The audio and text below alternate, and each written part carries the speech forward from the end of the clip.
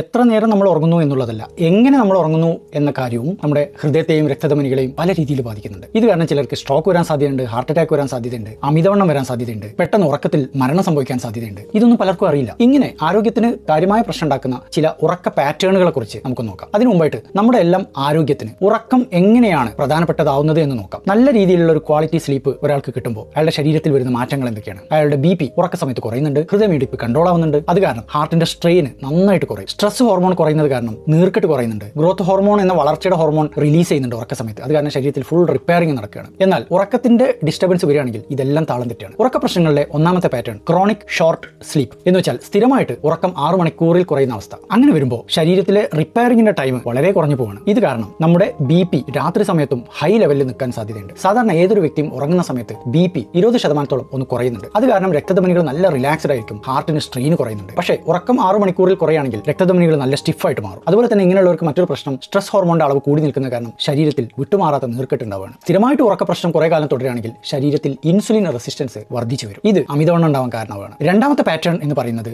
Sleep schedule തോന്നി മാതിരി ആവുന്ന ആളുകൾക്കാണ്. എന്ന് വെച്ചാൽ ചില ദിവസം രാത്രി 7 മണിക്ക് കിടന്നുറങ്ങും, മറ്റൊരു ദിവസം രാത്രി 10 മണിക്ക് കിടക്കും, ചില ദിവസം രാത്രി 2 മണിക്ക് കിടന്നുറങ്ങാണ്. ഇങ്ങനെ തോന്നിയ സമയത്ത് ഉറങ്ങുമ്പോൾ നമ്മുടെ ശരീരത്തിലെ ബയോളജിക്കൽ ക്ലോക്കിന്റെ താളം തെറ്റാണ്. ഇതിന് സർക്കാഡിയൻ മിസ് അലൈൻമെന്റ് എന്ന് പറയും. ഇങ്ങനെയുള്ളവർക്ക് ആദ്യം നഷ്ടപ്പെടുക BPയുടെ ഒരു താളാണ്, അതങ്ങോട്ട് പോകും. അതുപോലെ തന്നെ ഹോർമോൺ റിലീസിന്റെ ഒക്കെ താളം തെറ്റും. മെറ്റബോളിസം എന്ന് പറയുന്ന ദഹന പ്രക്രിയ താളം തെറ്റും. നമ്മൾ ചിലപ്പോൾ 7-8 മണിക്കൂർ ഉറങ്ങുന്നുണ്ടാവും, പക്ഷേ ഓരോ ദിവസം ഉറക്കത്തിന്റെ സ്റ്റാർട്ടിങ്ങിന്റെ ഒക്കെ സമയം മാറുന്നത് കാരണം ഹൈ കാർഡിയക് റിസ്കിലേക്ക് അവർ പോവാണ്, ഉറക്കം കിട്ടിയാൽ പോലും. മൂന്നാമത്തെ പ്രശ്നം കൂർക്കം വലിയും ഒബ്സ്ട്രക്റ്റീവ് സ്ലീപ്പ് അപ്നിയ ഉള്ളവർക്കാണ്. എന്ന് വെച്ചാൽ കടുത്ത കൂർക്കം വലിയുള്ള ആളുകളെ സംബന്ധിച്ചിടത്തോളം നമ്മൾ കഴുത്ത് ഇടയ്ക്കിടയ്ക്ക് പിടിച്ച് ഞെക്കി അമർത്തി ശ്വാസത്തെ തടസ്സപ്പെടുത്തുന്ന പോലെയാണ്. ഇതുപോലെ ശ്വാസതടസ്സം ഓരോ ദിവസവും 100 കണക്കിന് തവണ സംഭവിക്കുന്നവരുണ്ട്. അമിതമായ കൂർക്കം വലിയുള്ള ആളുകൾക്ക് രാത്രി ഉറക്ക സമയത്ത് ശരീരത്തിലെ ഓക്സിജന്റെ അളവ് കുത്തനെ കുറയുന്നുണ്ട്. അത് കാരണം തലച്ചോറിന് ഒരു സഫോക്കേഷൻ സംഭവിക്കുകയാണ്, അഡ്രിനാലിൻ ഹോർമോൺ കുത്തി ഒഴുകുകയാണ്. ഇതെല്ലാം കാരണം ഇവർക്ക് BPയുടെ അസുഖം സ്റ്റാർട്ട് ചെയ്യും, ഓക്സിഡേറ്റീവ് സ്ട്രെസ്സും നീർക്കെട്ടും കൂടുകയാണ്, ഹൃദയമിടിപ്പിലെ താളം തെറ്റലിന്റെ അസുഖങ്ങൾ, ഏട്രിയൽ ഫിബ്രിലേഷൻ ഇതൊക്കെ സംഭവിക്കുകയാണ്. കൂർക്കം വലിയും ശ്വാസതടസ്സമുള്ള ആളുകളെ സംബന്ധിച്ചിടത്തോളം അറ്റാക്ക് റിസ്ക്, സ്ട്രോക്ക് റിസ്ക്, ഹൃദയസ്തംഭന റിസ്ക് എല്ലാം കൂടുന്നുണ്ട്. ഇത് പലർക്കും അറിയില്ല. നാലാമത്തെ പാറ്റേൺ എന്ന് പറയുന്നത്